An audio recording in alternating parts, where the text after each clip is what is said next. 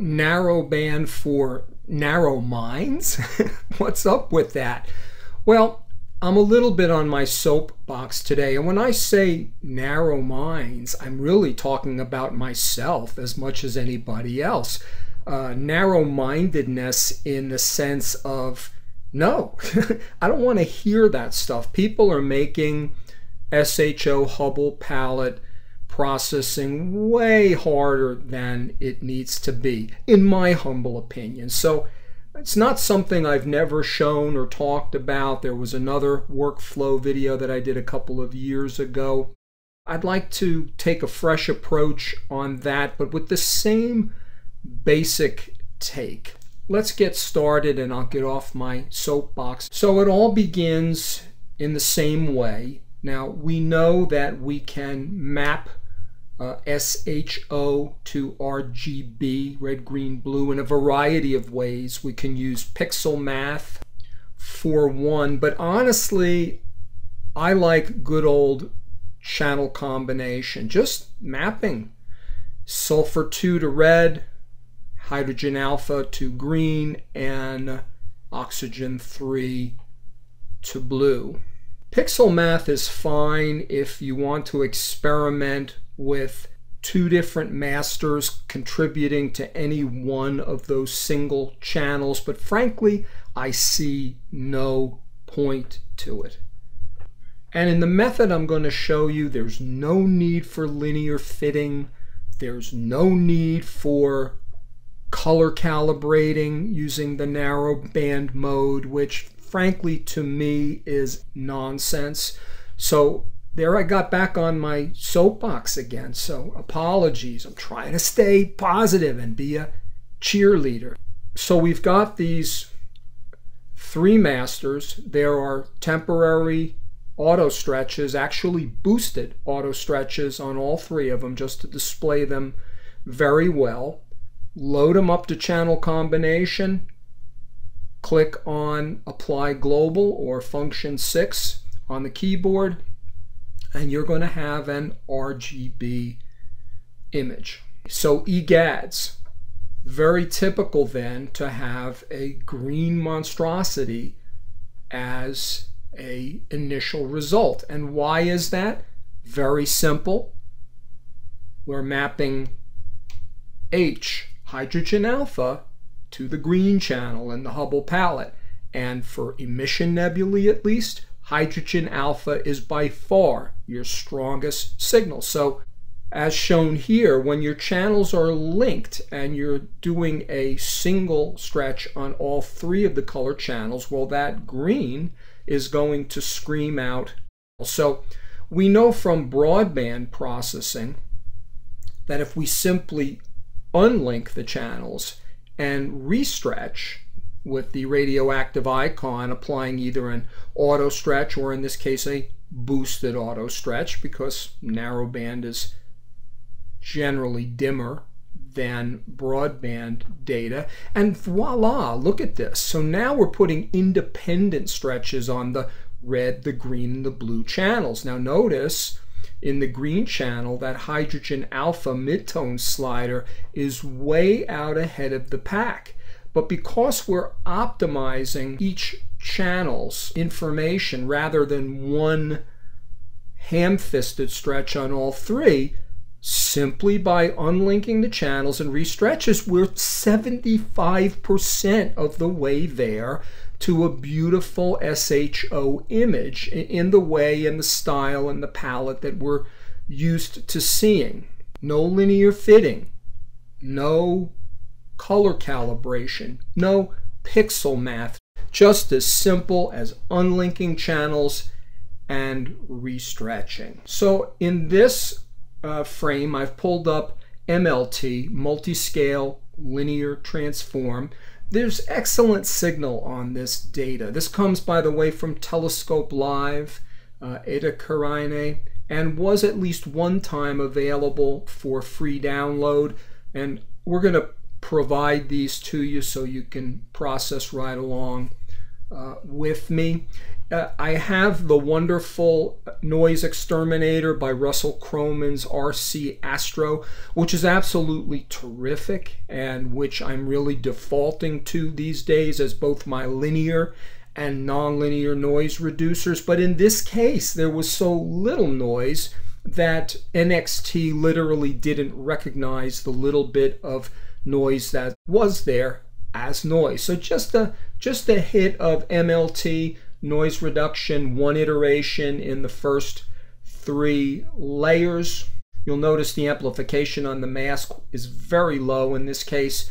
Many times default of 100 is right about where you want to be, somewhere between 50 and 150, but sometimes the statistics of the data bring you down into the lower double figures. So this is very important. As many of us, and as I've advocated from the beginning, it's wonderfully easy to simply transfer the STF temporary auto stretch over to histogram transformation and to apply the permanent delinearization from histogram transformation. But I need you to look real closely. In this case, remember, we got our pleasing color balance by unlinking channels.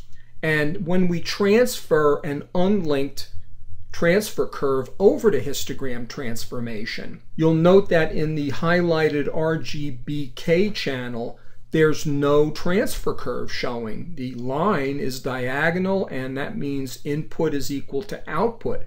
But if I were to click into the individual R, G, and B channels, you would see the transfer curves there, because again, being unlinked, you're bringing over separate red, green, and blue curves. And look at the predicted histogram up in the top preview window. So you can see that that histogram is being very well developed, moving over to the right-hand side and fattening up because of that transfer curve that I brought over. And we're going to apply that to our image. Of course, turn off the temporary auto stretch once we've done that. You can open a real-time preview and play around in the RG and B channels, but I didn't, and I don't feel that you need to. There's a wonderful script called Correct Magenta Stars, and to the best of my knowledge, this was actually the first contribution. Look at the names there, by Robix, by Roberto Sartori, who's now a full-time co-developer on PixInsight with Juan Conejero. And this is a great contribution. You've probably seen the invert command and using SCNR green to get rid of magenta. This is the script. You'll find it in the general release right under Utilities, Correct Magenta Stars, and it will eradicate or reduce the magenta in your SHO images. Now, why magenta? Why in particular stars magenta? What's magenta? Red and blue. And what's mapped there? Sulfur 2, the very weakest contribution generally, and oxygen 3, weaker than hydrogen alpha to the blue. So when the red and blue get stretched anywhere close to the power of the hydrogen alpha, we get these magenta, red and blue artifacts. Now, I happen to like a little bit of magenta in my background. I think it goes nicely with the other colors in the Hubble palette. So as you can see there in amount, in this case I picked 0.6 rather than the default 0.8.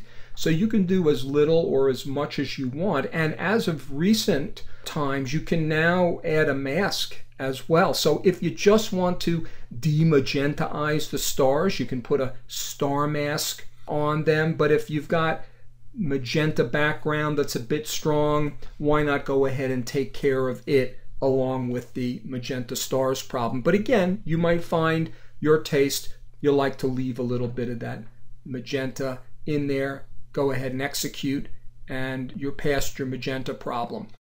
Now, it would occur to me, and a lot of people seem to have questions about when to employ StarNet 2 or Star Exterminator by Russell Croman. And to me, it's not confusing. Not so much here in this narrowband image with very tight bandpass and very tiny stars, but I'll speak to processing in general, and even more to broadband. In the transitional areas between brighter star cores and those dim halos as they transition to darker backgrounds, sometimes there's noise. You can have rather noisy halos in your stars. And so I feel like do your linear noise reduction either with noise exterminator or in this case MLT, and that would be the time, if you're going to remove the stars, to do it at that point. In broadband, one could argue that maybe a little color saturation into the stars before separation, or general, more global color saturation, getting into everything that you want to have saturated, including the stars, before you split it off. But in this case, this is the way I would go. Obviously, check there is create star mask, because I want the option of replacing the stars at the end of the process. Why am I getting rid of stars? Why do any of us get rid of stars? We know how to make star masks. We could certainly protect the stars from everything that we're about to do, but if your decision's been made that you want a starless image, or you just want easier, freer access to the nebulosity, well, these machine learning tools enable us to just get the stars off the plate and have at the image with much more ease. So here's our starless image on the left, and what Nikita calls star mask. It's never been a star mask. It's never made for the best star mask that you could make. But what it is the star contribution of the image. And looks kind of funny and red and hot there. You'll notice there's a temporary auto stretch on it. I can assure you that if I would remove that stretch, it would look quite normal and like the stars that we took out. So I've got a real-time preview open here, and I'm in the hue, H-U-E, the U channel of the curves transformation process. There's a red, a green, and a blue separate channel, and you can get in there and manipulate them now at any time that you want. There's the combined RGB K channel. There's something called the lab mode we've talked about, lightness AB, and that's a different color model that's supposed to more closely match the human eye and brain system, closer than RGB, and it consists of 3 channels: lightness, A, and B. Look at the little boxes there. Lightness is self-explanatory. It's the grayscale combination of the color data, right? Then you've got an A channel. Notice it's green and red, like Christmas time. That's the A channel, and notice the B channel is yellow and blue. If you ever forget that, my way of remembering is that B for blue and B for the B channel. So yellow, blue, and then again red, green in the A. And the combination of the A and B channel in lab mode is the C channel. That stands for colorfulness and is very akin to, almost indistinguishable from, the channel over to the right there, the saturation channel, which is what it sounds like, color saturation. And by the way, though we're not seeing that curve, I have a little bit of color saturation being boosted in that S channel. But my focus here now is the H channel, the hue channel. And I really want to give a shout out to my teaching partner, Dr. Ron Breacher, aka AstroDoc, because in the past, whereas I would advocate and show use of Rick Stevenson's color mask scripts, generating a green and a yellow mask, and then going in with curves in the red, green, and blue channels to alter those colors, it really was Ron that realized how effective the hue channel is. So notice what I've done here, and again, it's one of those your mileage may vary type of things, right? Be playful. But you see the spectrum around the left and the bottom side, right? So you've got a spectrum from red, orange, yellow, green, blue, indigo, violet, basically, as an input and an output. And look how effective this is. Now, it's a subtle adjustment, but on the right-hand side image is my present state. In the real-time preview on the left there is what I'm adjusting. And if you look, you got to look closely, but you see I'm redding up those yellows. I'm taking the greenishness out of those yellows. And I've really kind of jazzed up a little bit the blues toward the cyan, actually, for my taste.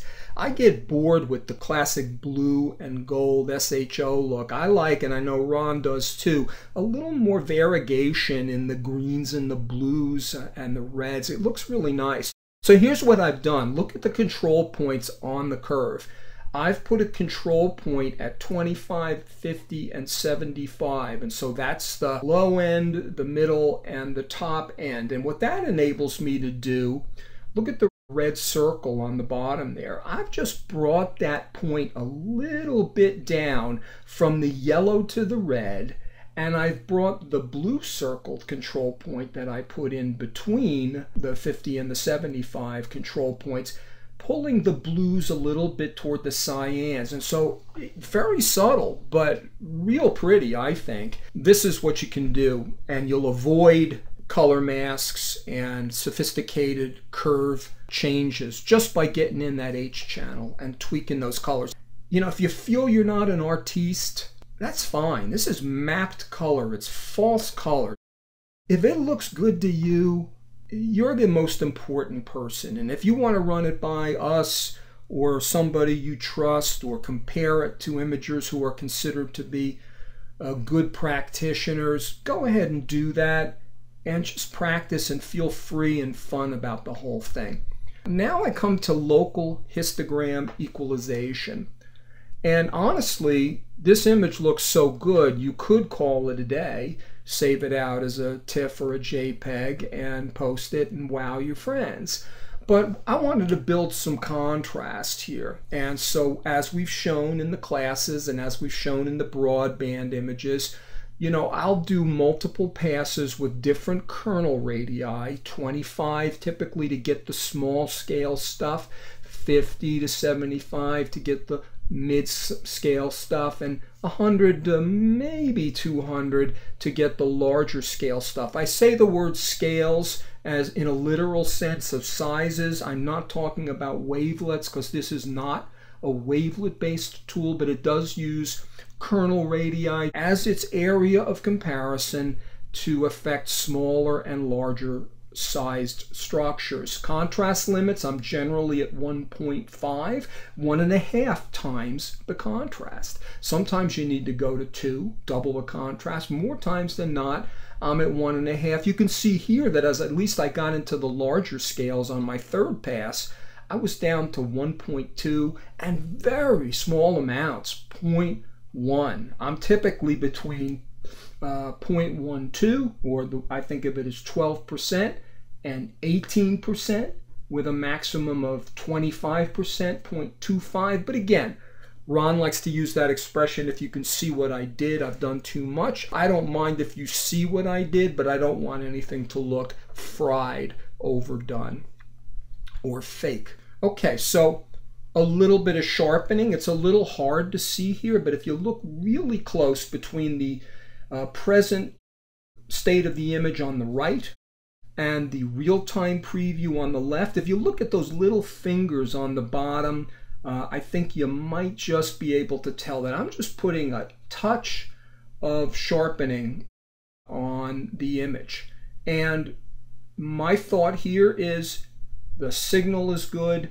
It's pretty much all nebulosity, very little noise. And so I did not use a mask, but I used very small bias amounts. Notice in the red square there, the detail layers, that particular layer 2 is highlighted, and I've got a 0.5 there. So I am generally, again, between 0.025 and 0.50 in any one of those 3 wavelet layers, sometimes maybe a 4th layer. And oftentimes nothing boosted in the first layer, because what typically lives in wavelet plane or wavelet layer 1 is noise, right? It's akin to a scale of a single pixel, and unless you're shooting at 5 meters focal length, let's say, it's unlikely that you're going to have details that are that small. But in this case, I found that it actually was advantageous. and gave a nice little sharpening boost there. But again, you could have posted this 2 steps ago, but a little bit of sharpening enhancement. I felt like a little contrast was called for beyond LHE, and so I just used the lightness channel in the lab mode. Again, that's the grayscale component of this image, right? Because in reality, whether it's red, green, or blue, or it's S, H, and O, that color information that adds up to a colorful image when trichromically combined is really grayscale. And so if we use all of the information from the red, the green, and the blue gray channels as one single gray lightness channel, it's better signal, and it's the right place to enhance, to sharpen when we can, leaving the color components alone. And once again, you'll notice a very subtle, what we call S curve, right? An S-type curve is a contrasty curve because we hold the shadows down in the bottom left corner, or even reduce them a little bit darker, boost the midtones in the middle just a little bit, and oftentimes we want to hold down those highlights in the top right circle on the diagonal. So very subtle, but got a really nice contrast boost there. And again, this is whipped cream and cherries. We could have posted this as a very viable image 3 steps ago. We now compare the before with the after. Subtle, but if your eye is trained, I would submit that you're going to see a lot more pop, a lot more contrast, a lot more sharpness on the right-hand side. Nicer coloration in the palette. And remember, contrast is what? It's really just large-scale sharpening, just like sharpening is small-scale contrast. And now again, a little bit of chopped nuts perhaps for our whipped cream and cherry is the concept of using unsharp mask as a contrast booster. We can use very large scales and very small amounts as a brilliant contrast booster. So consider local contrast with USM in addition to or as a replacement for local histogram equalization or even contrast curves.